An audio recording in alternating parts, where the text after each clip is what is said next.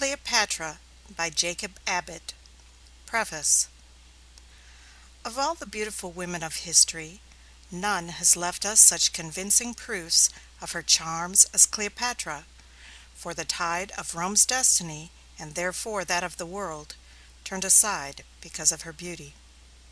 Julius Caesar, whose legions trampled the conquered world from Canopus to the Thames, capitulated to her, and Mark Antony threw a fleet, an empire, and his own honor to the winds to follow her to his destruction. Disarmed at last before the frigid Octavius, she found her peerless body measured by the cold eye of her captor only for the triumphal procession, and the friendly asp alone spared her Rome's crowning ignominy. Chapter 1. Valley of the Nile. The parentage and birth of Cleopatra. Cleopatra's residence in Egypt. Physical aspect of Egypt. The eagle's wings and science. Physical peculiarities of Egypt connected with the laws of rain. General laws of rain. Causes which modify the quantity of rain. Striking contrasts. Rainless regions. Great rainless region of Asia and Africa. The Andes. Map of the rainless region. Valleys of the Nile. The Red Sea. The oases. The Siwa. Mountains of the Moon. The River Nile. Incessant rains. Inundation of the Nile. Course of the river. Subsidence of the waters. Luxuriant vegetation. Absence of forests. Great antiquity of Egypt. Her monuments. The delta of the Nile. The delta as seen from the sea. Pelusiac mouth of the Nile. The canopic mouth.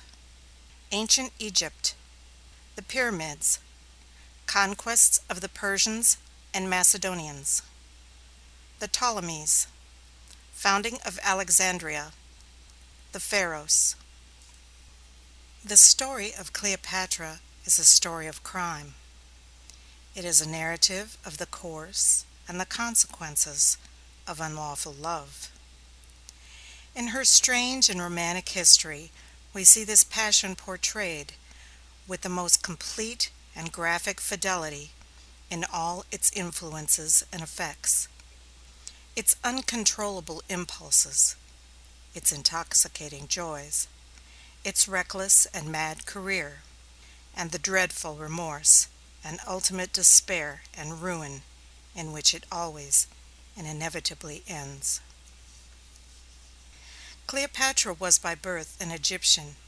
By ancestry and descent she was a Greek. Thus, while Alexandria and the delta of the Nile form the scene of the most important events and incidents of her history, it was the blood of the Macedon which flowed in her veins. Her character and action are marked by the genius, the courage, the originality, and the impulsiveness pertaining to the stock from which she sprung. The events of her history, on the other hand, and the peculiar character of her adventures, her sufferings, and her sins, were determined by the circumstances with which she was surrounded, and the influences which were brought to bear upon her in the soft and voluptuous clime where the scenes of her early life were laid. Egypt has always been considered as physically the most remarkable country on the globe. It is a long and narrow valley, on the verdure and fruitfulness, completely insulated from the rest of the habitable world. It is more completely insulated, in fact, than any littoral island could be, inasmuch as deserts are more impassable than seas. The very existence of Egypt is a most extraordinary phenomenon. If we could but soar with wings of an eagle into the air, and look down upon the scene so as to observe the operation of that grand and yet simple process by which this long and wonderful valley, teeming so profusely with animal and vegetable life has been formed, and is annually revivified and renewed, in the midst of surrounding wastes of silence, desolation, and death, we should gaze upon it with never-ceasing admiration and pleasure. We have not the wings of the eagle, but the generalizations of science furnish us with a sort of substitute for them. The long series of patient, careful, and sagacious observations which have been continued now for 2,000 years bring us results, by means of which, through our powers of mental conception, we may take a comprehensive survey of the whole scene, analogous, in some respects, to that which direct and actual vision would afford us, if we could look down upon it from the eagle's point of view. It is, however, somewhat humiliating to our pride of intellect to reflect that long-continued philosophical investigations and learned scientific research are, in such a case as this, after all, in some sense, only a sort of substitute for wings. A human mind connected with a pair of eagle's wings would have solved the mystery of Egypt in a week, whereas science, philosophy, and research, confined to the surface of the ground, have been occupied for 20 centuries in accomplishing the undertaking. It is found at last that both the existence of Egypt itself and its strange insulation in the midst of boundless tracts of dry and barren sand depend on certain remarkable results of the general laws of rain. The water which is taken up by the atmosphere from the surface of the sea and of the land by evaporation falls again, under certain circumstances, in showers of rain, the frequency and copiousness of which vary very much in different portions of the earth. As a general principle, rains are much more frequent and abundant near the equator than in the temperate climes, and they grow less and less so as we approach the poles. This might naturally have been expected, for, under the burning sun of the equator, the evaporation of water must necessarily go on with immensely greater rapidity than in the colder zones, and all the water which is taken up must, of course, again come down. It is not, however, wholly by the latitude of the region in which the evaporation takes place that the quantity of rain which falls from the atmosphere is determined, for the condition on which the falling back in rain of the water which has been taken up by evaporation mainly depends is the cooling of the atmospheric stratum which contains it, and this effect is produced in various ways, and many different causes operate to modify it. Sometimes the stratum is cooled by being wafted over ranges of mountains, sometimes by encountering and becoming mingled with cooler currents of air, and sometimes again by being driven in winds toward a higher and consequently cooler latitude. If, on the other hand, air moves from cold mountains toward warm and sunny plains, or from higher altitudes to lower, or if, among the various currents into which it falls, it becomes mixed with air warmer than itself, its capacity for containing vapor in solution is increased, and consequently, instead of releasing its hold upon the waters which it has already in possession, it becomes thirsty for more. It moves over a country, under these circumstances, as a warm and drying wind. Under a reverse of circumstances, it would have formed drifting mists, or perhaps even copious showers of rain. It will be evident from these considerations that the frequency of the showers and the quantity of the rain which will fall in the various regions respectively which the surface of the earth presents must depend on the combined influence of many causes, such as the warmth of the climate, the proximity and the direction of mountains and of seas, the character of the prevailing winds, and the reflecting qualities of the soil. These and other similar causes, it is found, do in fact produce a vast difference in the quantity of rain which falls in different regions. In the northern part of South America, where the land is bordered on every hand by vast tropical seas, which load the hot and thirsty air with vapor, and where the mighty Cordillera of the Andes rears its icy summits to chill and precipitate the vapors again, a quantity of rain amounting to more than 10 feet in perpendicular height falls in a year. At St. Petersburg, on the other hand, the quantity thus falling in a year is but little more than 1 foot. The immense deluge which pours down from the clouds in South America would, if the water to remain where it fell, wholly submerge and inundate the country. As it is, in flowing off through the valleys to the sea, the united torrents form the greatest river on the globe, the Amazon, and the vegetation, stimulated by the heat, and nourished by the abundant and incessant supplies of moisture, becomes so rank, and loads the earth with such an entangled and matted mass of trunks and stems and twining wreaths and vines, that man is almost excluded from the scene. The boundless forests become a vast and almost impenetrable jungle, abandoned to wild beasts, noxious reptiles, and huge and ferocious birds of prey. Of course, the district of St. Petersburg, with its icy winter, its low and powerless sun, and its 12 inches of annual rain, must necessarily present, in all its phenomena of vegetable and animal life, a striking contrast to the exuberant prolificness of New Granada. It is, however, after all, not absolutely the opposite extreme. There are certain regions on the surface of the earth that are actually rainless, and it is these which present us with the true and real contrast to the luxuriant vegetation and teeming life of the country of the Amazon. In these rainless regions, all is necessarily silence, desolation, and death. No plant can grow, no animal can live. Man, too, is forever and hopelessly excluded. If the exuberant abundance of animal and vegetable life shut him out, in some measure, from regions which an excess of heat and moisture render too prolific, the total absence of them still more effectually forbids him a home in these.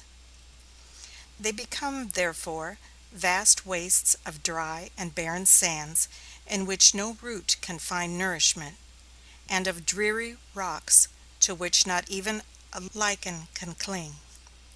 The most extensive and remarkable rainless region on the earth is a vast tract extending through the interior and northern part of Africa and the southwestern part of Asia.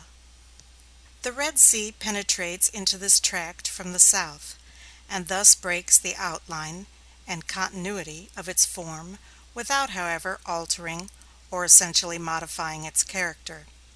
It divides it, however, and to the different portions which this division forms, different names have been given.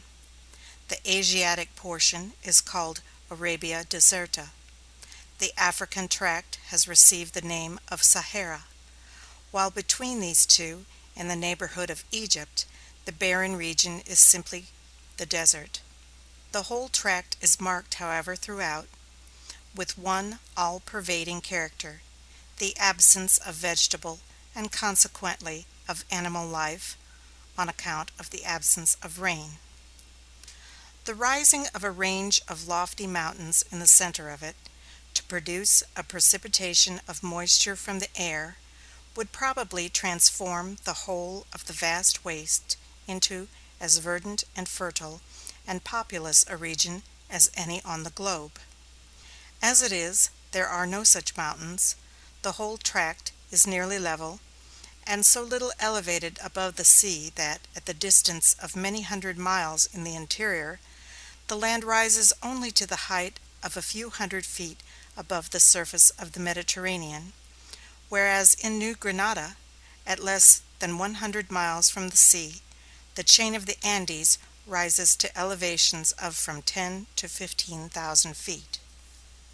Such an ascent as that of a few hundred feet in hundreds of miles would be wholly imperceptible to any ordinary mode of observation, and the great rainless region, accordingly, of Africa and Asia is, as it appears to the traveler, one vast plain, 1,000 miles wide and 5,000 miles long, with only one considerable interruption to the dead monotony which reigns, with that exception, everywhere over the immense expanse of silence and solitude. The single interval of fruitfulness and life is the valley of the Nile. There are, however, in fact, 3 interruptions to the continuity of this plain, though only one of them constitutes any considerable interruption to its barrenness.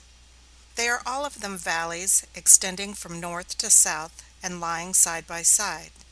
The most easterly of these valleys is so deep that the waters of the ocean flow into it from the south, forming a long and narrow inlet called the Red Sea. As this inlet communicates freely with the ocean, it is always nearly of the same level, and as the evaporation from it is not sufficient to produce rain, it does not even fertilize its own shores. Its presence varies the dreary scenery of the landscape, it is true, by giving us surging waters to look upon, instead of driving sands, but this is all.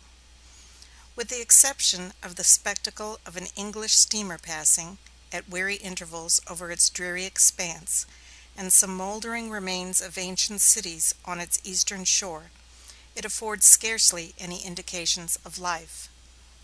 It does very little, therefore, to relieve the monotonous aspect of solitude and desolation which reigns over the region into which it has intruded. The most westerly of the 3 valleys to which we have alluded is only a slight depression of the surface of the land marked by a line of oases. The depression is not sufficient to admit the waters of the Mediterranean, nor are there any rains over any portion of the valley which it forms sufficient to make it the bed of a stream.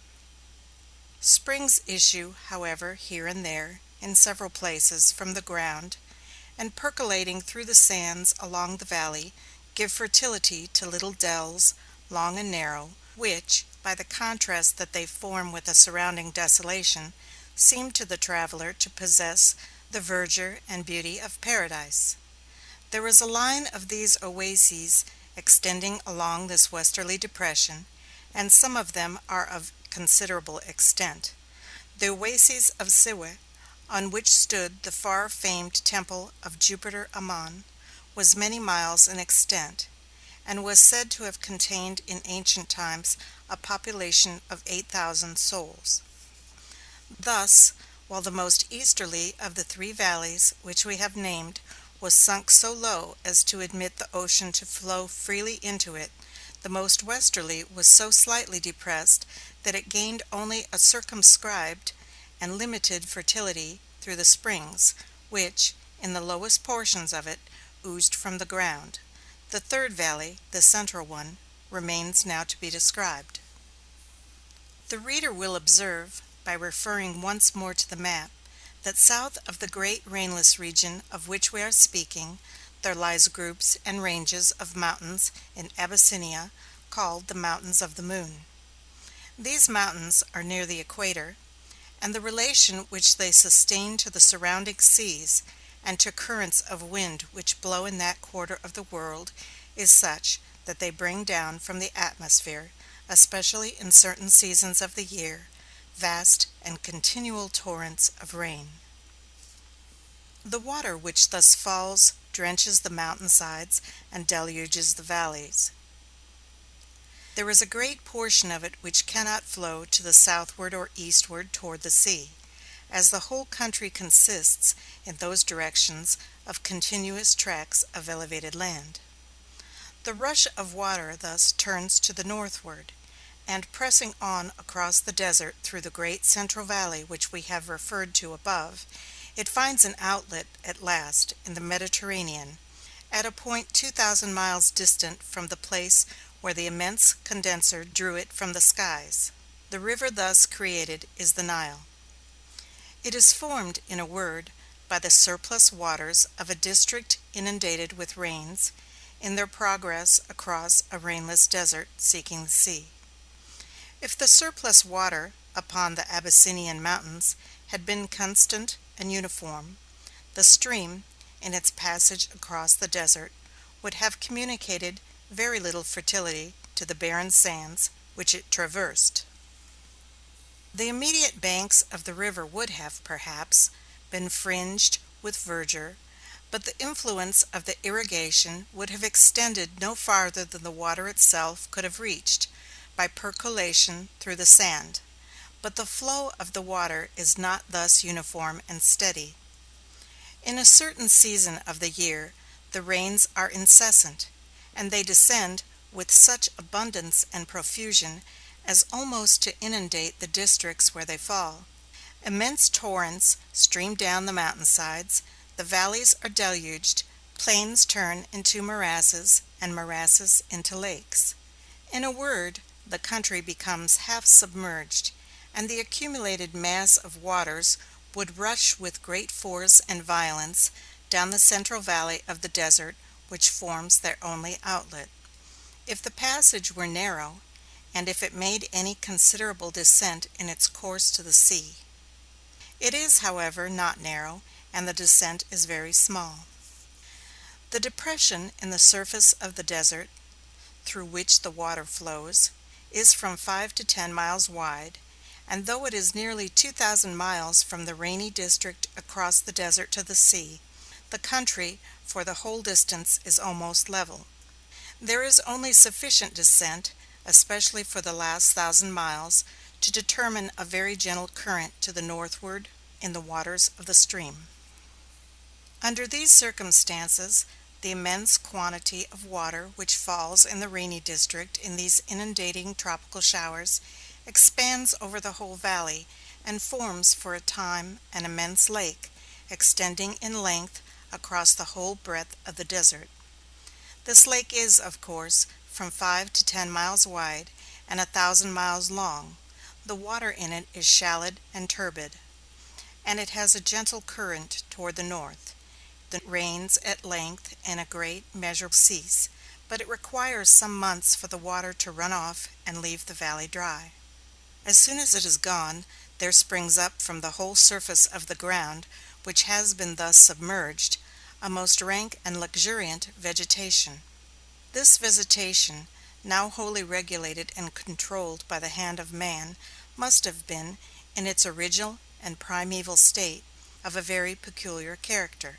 It must have consisted of plants only as could exist under the condition of having the soil in which they grew laid, for a quarter of the year, wholly under water. This circumstance probably prevented the valley of the Nile from having been, like other fertile tracts of land, unencumbered in its native state with forests. For the same reason, wild beasts could never have haunted it. There were no forests to shelter them, and no refuge or retreat for them but the dry and barren desert during the period of the annual inundations.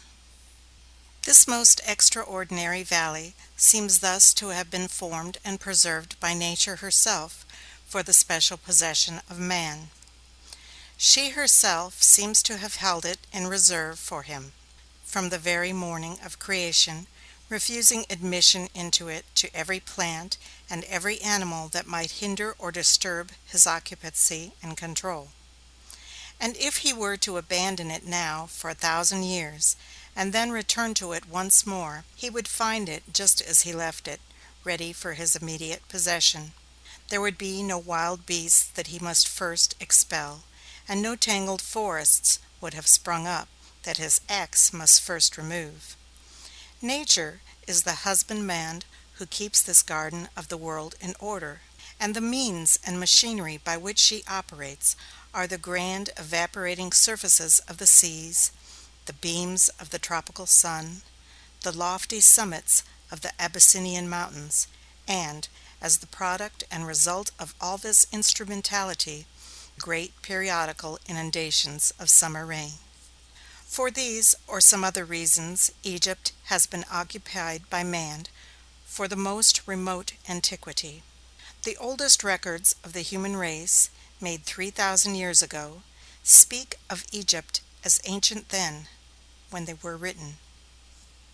Not only is tradition silent, but even fable herself does not attempt to tell the story of the origin of her population. Here stand the oldest and most enduring monuments that human power has ever been able to raise. It is, however, somewhat humiliating to the pride of the race to reflect that the loftiest and proudest, as well as the most permanent and stable of all the works which man has ever accomplished, are but the incidents and adjuncts of a thin stratum of alluvial fertility left upon the sands by the subsiding waters of summer showers. The most important portion of the alluvion of the Nile is the northern portion, where the valley widens and opens toward the sea, forming a triangular plain of about 100 miles in length on each of the sides, over which the waters of the river flow in a great number of separate creeks and channels. The whole area forms a vast meadow, intersected everywhere with slow-flowing streams of water, and presenting on its surface the most enchanting pictures of fertility, abundance, and beauty. This region is called the Delta of the Nile.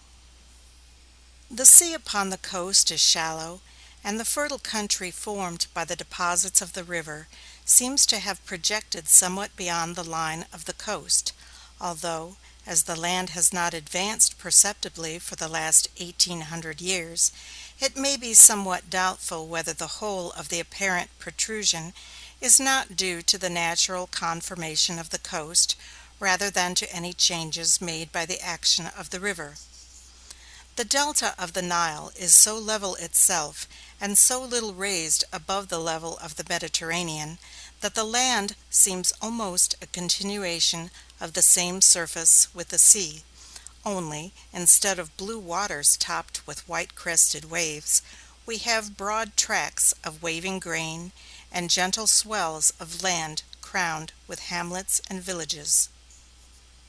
In approaching the coast, the navigator has no distant view of all this verdure and beauty. It lies so low that it continues beneath the horizon until the ship is close upon the shore. The first landmarks, in fact, which the seaman makes, are the tops of trees growing apparently out of the water, or the summit of an obelisk, or the capital of a pillar, marking the site of some ancient and dilapidated city. The most easterly of the channels by which the waters of the river find their way through the delta to the sea is called, as it will be seen marked upon the map, the Pelusiac branch.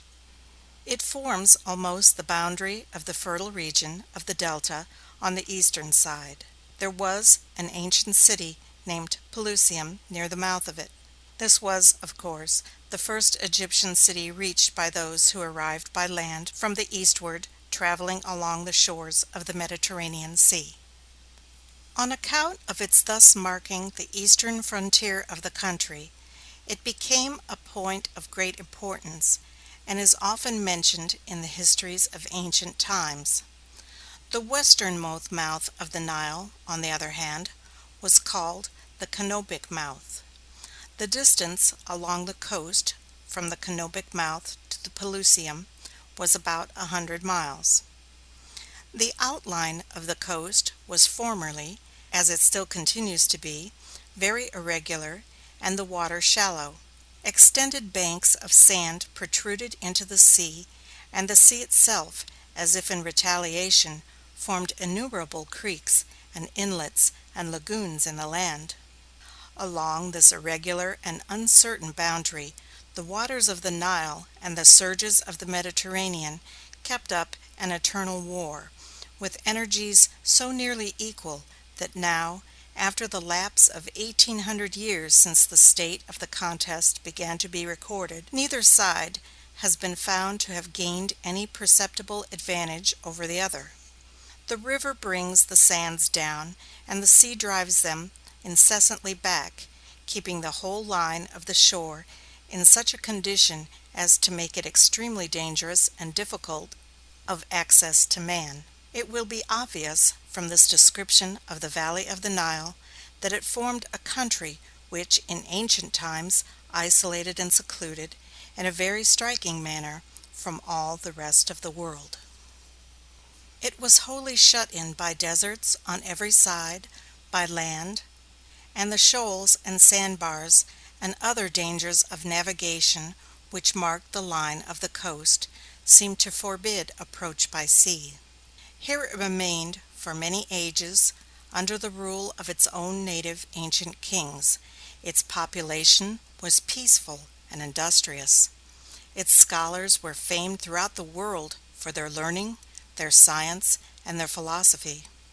It was in these ages, before other nations had intruded upon its peaceful seclusion, that the pyramids were built, and the enormous monoliths carved, and those vast temples reared whose ruined columns are now the wonder of mankind. During these remote ages, too, Egypt was, as now, the land of perpetual fertility and abundance. There would always be corn in Egypt wherever else famine might rage. The neighboring nations and tribes in Arabia, Palestine, and Syria found their way to it, accordingly, across the deserts on the eastern side, when driven by want, and thus opened a way of communication. At length, the Persian monarchs, after extending their empire westward to the Mediterranean, found access by the same road to Pelusium, and thence overran and conquered the country. At last, about 250 years before the time of Cleopatra, Alexander the Great, when he subverted the Persian Empire, took possession of Egypt and annexed it, among the other Persian provinces, to his own dominions. At the division of Alexander's empire, after his death, Egypt fell to one of his generals named Ptolemy. Ptolemy made it his kingdom, and left it at his death to his heirs. A long line of sovereigns succeeded him, known in history as the dynasty of the Ptolemies, Greek princes reigning over an Egyptian realm. Cleopatra was the daughter of the 11th in the line. The capital of the Ptolemies was Alexandria. Until the time of Alexander's conquest, Egypt had no seaport. There were several landing places along the coast, but no proper harbor. In fact, Egypt had then so little commercial intercourse with the rest of the world that she scarcely needed any. Alexander's engineers, however, in exploring the shore, found a point not far from the canopic mouth of the Nile where the water was deep and where there was an anchorage ground protected by an island. Alexander founded a city there, which he called by his own name. He perfected the harbor by artificial excavations and embankments. A lofty lighthouse was reared, which formed a landmark by day and exhibited a blazing star by night to guide the galleys of the Mediterranean in.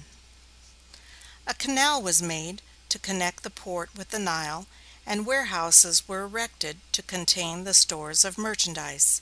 In a word, Alexandria became at once a great commercial capital.